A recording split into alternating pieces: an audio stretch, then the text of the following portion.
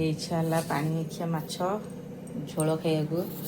ତେଲ ଟିକେ ମାଛ ଭାଜି ଦେଇଛି, ଟିକେ ସୋରିଷ ଫୁଟେଇଦେଲି, ଲଙ୍କା ଦିଟା ପକେଇଦେଲି। କିଏ କେମିତି କରନ୍ତି, ମୋର କିନ୍ତୁ ଅଲଗା। ମସଲା କଷିନି ମୁଁ, ଫାଷ୍ଟ ଆଳୁ ପକେଇଦେଲି।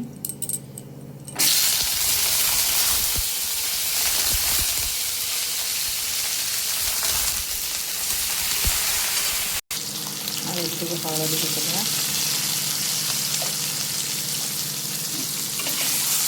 ଆଉ ଗୋଟେ ସିଝିଲା ଯାଏ ଭାଜିଦେବା, ସିଝିଲା ଯାଏ। ତରକାରୀ ବେଶୀ ସିଝିବାକୁ ପଡ଼ିବନି, ଅଳ୍ପ ସମୟରେ ତରକାରୀ ଶେଷ। ଏବେ ଭାଜିଦେଲି।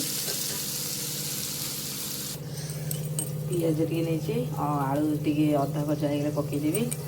ଟମାଟର ଟିକେ ନେଇଛି, ଆଉ ମସଲା ତ ଅଛି, ଆଉ ସୋରିଷ ବାଟଣ ମସଲା ଦେବି। ଆଳୁ ଟିକେ ଭାଜି ହେଇଗଲାଣି, ଆରି ଉପରେ ପିଆଜ ଦେଇଦେବି।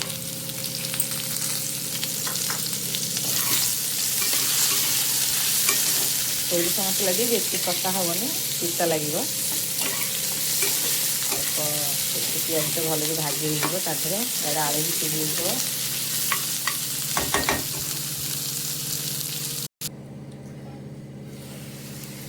ଦେଖନ୍ତୁ ପିଆଜ ବି ଭାଜି ହେଇଗଲା, ତା ଦେହରେ ପିଆଜ ଭାଜି ହେଇଗଲା, ଆଳୁ ବି ସିଝିଗଲା ହେଲା।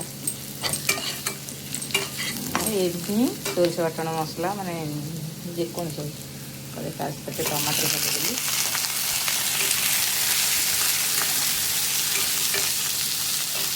ଏମିତି କରିକି ଖାଇବେ, ପାଣି ଆଖିଆ ମାଛ ହଉ କି କୋକଲି ମାଛ ହଉ, ବଢ଼ିଆ ଲାଗିବ, ମାନେ ବହୁତ ଟେଷ୍ଟ ଲାଗିବ।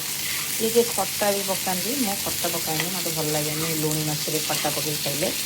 ମୋତେ ଟମାଟୋ ପକାଇ ଭଲ ଲାଗେ। ଟିକେ ଟମାଟୋ ଇଏ ହେଇଗଲେ ମସଲା ପକାଇଦେବି। ଦେଖନ୍ତୁ, ଆଉ ରେସିପିଟା କେମିତି ଲାଗୁଛି ନିହାତି କହିବେ।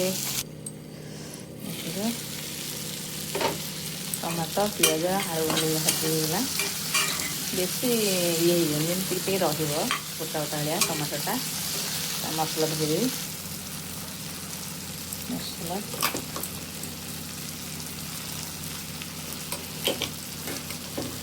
ଏମିତି କଲେ କ'ଣ, ଟିକେ ଟାଇମ୍ ବଞ୍ଚିବ, ଶୀଘ୍ର ହେବ, କମ୍ ସମୟରେ ତରକାରୀ, ଟେଷ୍ଟି ତରକାରୀ ହେଲା।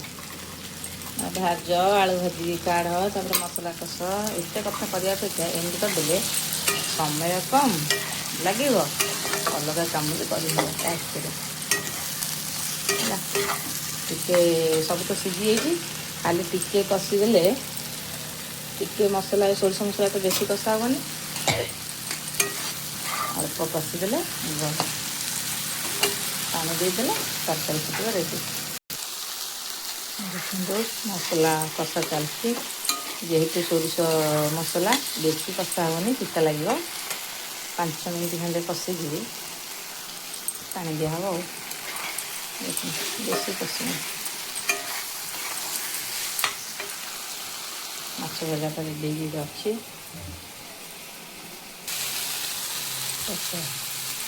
ଦେଖନ୍ତୁ ପାଣି ଦେଇଦେଲି। ବେଶୀ ମସଲା କଷିଲେ ପିତା ଲାଗିବ, ସୋରିଷ ମସଲା ହେଲା। ଆଳୁ ସିଝି ହେଇଥିଲା, ପିଆଜ ହେଲା, ଟମାଟର ହେଲା, ଗଲା। କେତେ ସମୟ ଲାଗିଲା? ଅଳ୍ପ ସମୟରେ ମୋ ତରକାରୀ ରେଡ଼ି। ଫୁଟିଲେ ମାଛ ପଡ଼ିବ। ଦେଖନ୍ତୁ, ଟିକେ ନାଲି ପାଇଁ ପକାଇଦେଲି କାଶ୍ମୀରୀ ଲଙ୍କାଗୁଣ୍ଡ, ନହେଲେ ସ୍କିପ୍ ବି କରିପାରିବେ, ନ ପକାଇଲେ ଚଳିବ। ଟିକେ ପକାଇଦେବେ ଆଉ। ଦେଖନ୍ତୁ, କିଏ କିଏ ଖାଇବେ ଶୀଘ୍ର ଶୀଘ୍ର ପଳେଇ ଆସିବେ। ପାଣି ଆଖିଆ ମାଛ ଝୋଳ ତରକାରୀ ଫୁଟିଲା, ପକାଇଦେବା ମାଛ।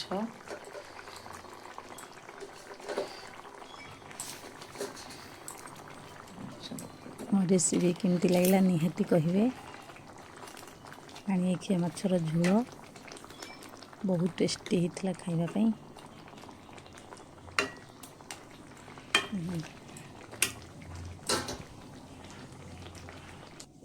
ଫାଇନାଲି ତରକାରୀ ରେଡ଼ି। ଟିକେ ଧନିଆ ପତ୍ର ପକାଇଦେଲି। ବେଶୀ ଝୋଳ ନାହିଁ।